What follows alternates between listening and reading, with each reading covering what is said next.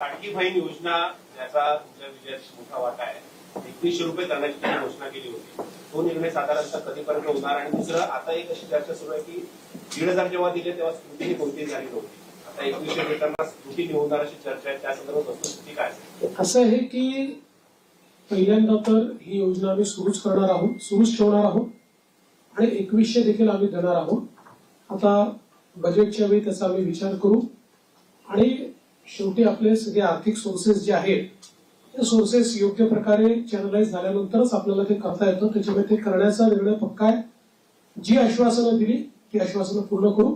त्याकरता ज्या व्यवस्था करायच्या त्या व्यवस्था आम्ही आधी करू.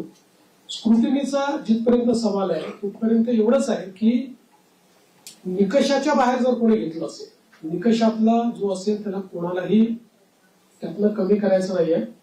पण काही तक्रारी आल्या आहेत की निकषाच्या बाहेर मिळालेला आहे.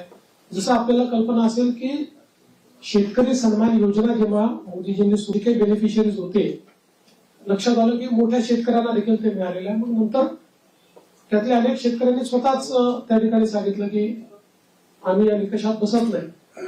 मला असं वाटतं त्यानंतर ती स्थिर झाली.